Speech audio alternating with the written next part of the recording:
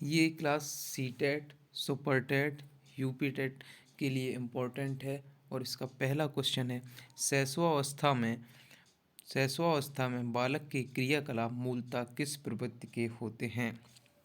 ए number संवेगात्मक, B सामाजिक, सी संज्ञानात्मक, D मूल प्रवृत्त्यात्मक। शैशवावस्था में बालक के क्रियाकलाप मूलतः किस प्रवृत्ति के होते हैं? शैशवावस्था की बात की जाए तो बालक की क्रियाकलाप मूल प्रवृत्ति पर आधारित होते हैं, जैसे भूख लगना, गुस्सा आना, चिल्लाना, रोना, हंसना। इसी प्रकार से बच्चा अपनी मूल प्रवृत्ति द्वारा दर्शाता है कि उसे क्या क्या लगा है, भूख लगी है या प्यास लगी है। तो इसलिए ऑप्शन नंबर डी होगा मूल प्रवृत्त्यात्मक। अगला क्वेश्चन है, भाटिया बैटरी किसके परीक्षण से संबंधित है? ऑप्शन नंबर ए सृजनात्मकता, नंबर बी बुद्धि, नंबर सी अवृद्धि, नंबर डी अभिक्षमता। भाटिया बैटरी किसके परीक्षण से संबंधित है? भाटिया बैटरी का प्रयोग सर्वप्रथम 1953 में किया गया था। इसका निर्माण सीएम भाटिया ने किया था। यह एक बुद्धि परीक्षण है। भाटिया बैटरी का संबंध बुद्धि से है। नेक्स्ट क्वेश्चन है 3 नंबर,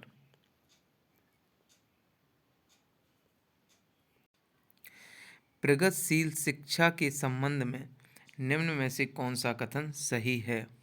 प्रगतिशील शिक्षा के संबंध में निम्न में से कौन सा कथन सही है? बालक को एक सक्रिय अन्वेषक के रूप में देखा जाता है। बालक को एक सक्रिय अन्वेषक के रूप में देखा जाता है। बालक को क्रियाशील रखकर शिक्षा दी जाती है। बालक की रचनात्मकता को महत्व दिया जाता है। उपर्युक्त सभी। प्रगतिशील शिक्षा में सक्रिय अन्वेषक का संबंध ऐसा है,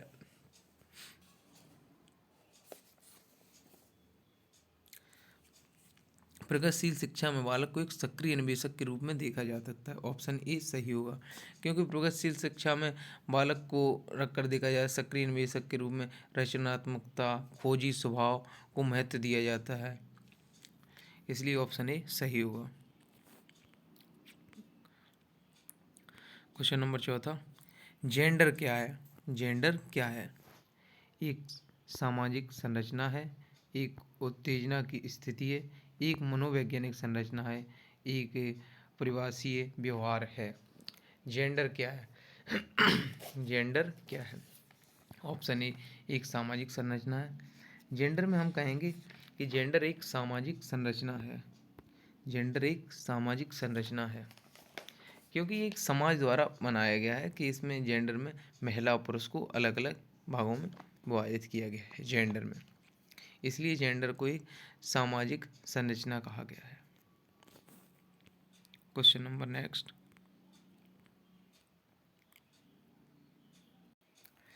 बच्चों की सामाजिकरण के लिए प्रथम इकाई के रूप में किसे रखा जाता है? ए नंबर है सरकार, बी नंबर है विद्यालय, सी नंबर है परिवार और डी नंबर है वातावरण। बच्चों की सामाजिकरण के लिए प्रथम इकाई के रूप में किसे रखा जाता है? सरकार, विद्यालय, परिवार, वातावरण। इसमें होगा परिवार। बच्चों की सामाजिकरण के लिए प्रथम इकाई के रूप में परिवार को रखा जाता है, क्योंकि परिवार ऐसा होता है, परिवार बच्चे से जुड़ा होता है। क्योंकि सामाजिकरण, बच्चों के सामाजिकरण में परिवार की एक मुख्य भूमिका निभाता है। परिवार ही बच्चों की प्रथम पाठशाला के रूप में जाना जाता है। नेक्स्ट क्वेश्चन है 6वां, व्यक्तिगत वार्ता का संबंध है।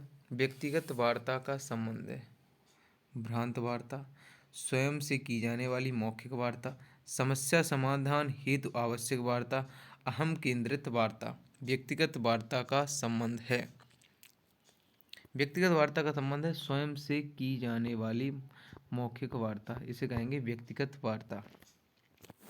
क्वेश्चन नंबर 7 है, बच्चों को कक्षा में नंबर ऑप्शन ए प्रश्न पूछने के लिए प्रोत्साहित करना चाहिए, प्रश्न पूछने से रोकना चाहिए, प्रश्न पूछने पर डांटना चाहिए, प्रश्न पूछने पर बालकों को कक्षा से बाहर कर देना चाहिए। क्या है? बच्चों को कक्षा। तो बच्चों को कक्षा हम लोग तो क्या करेंगे? प्रश्न पूछने के लिए प्रोत्साहित करेंगे। बच्चों को कक्षा में प्रश्न पूछने के लिए प्रोत्साहित करेंगे। प्रश्न पूछने के रोकना तो नहीं चाहिए, तो बच्चा हतोत्साहित होगा, वो तो प्रश्न नहीं पूछेगा, मतलब उसकी समस्या ही सॉल्व है। प्रश्न पूछने पर डांटना भी नहीं चाहिए। प्रश्न पूछने पर बालक को कक्षा से बाहर, ये तो सब नेगेटिव है, इनको नहीं करना चाहिए। अगला क्वेश्चन है 8वां। निम्न में से किसके द्वारा बच्चे जेंडर भूमिका ग्रहण करते हैं? ए ऑप्शन है समाज द्वारा, बी संस्कृत द्वारा, सी मीडिया द्वारा, डी उपर्युक्त द्वारा। बच्चे जेंडर भूमिका किससे ग्रहण करते हैं? क्वेश्चन में ये पूछा गया। समाज द्वारा, संस्कृत द्वारा, मीडिया द्वारा, उपर्युक्त सभी द्वारा। जेंडर भूमिका अथवा लिंग भूमिका समाज तथा मीडिया सभी को प्रभावित करती है तथा परिवार का व समुदाय भी लिंग भूमिका को प्रभावित करते हैं, इसलिए उपर्युक्त सभी होगा। उपर्युक्त सभी मतलब समाज भी जेंडर भूमिका को करता है, संस्कृति भी करती है, मीडिया भी करती है, मतलब सभी करते हैं, तो ऑप्शन होगा सभी। Question number 9। निकटवर्ती विकास क्षेत्र की अवधारणा किसने दी? निकटवर्ती विकास क्षेत्र की अवधारणा किसने दी? निकटवर्ती विकास क्षेत्र की अवधारणा किसने दी? ऑप्शन ए जीन पियाजे, बी लेवाइस्कोस्की, ब्रूनर, वर्ग। किसने दी? निकटवर्ती विकास की अवधारणा किसने दी? ऑप्शन होगा बी लेवाइगोत्स्की। निकटवर्ती विकास की अवधारणा लेवाइगोत्स्की ने तर्क देकर बताया था कि बच्चों को सामाजिक बातचीत के माध्यम से शिक्षा का विकास करते हैं, इसीलिए निकटवर्ती विकास कहा जाता है। क्वेश्चन नंबर 10 है। राष्ट्रीय पाठचर्या की रूपरेखा 2005 के अंतर्गत कौन सा कथन सही है? शिक्षक सुविधा प्रदाता की भूमिका में होता है। शिक्षण को शिक्षक केंद्रित होना चाहिए। ए और बी दोनों सही, उपयुक्त में से कोई नहीं।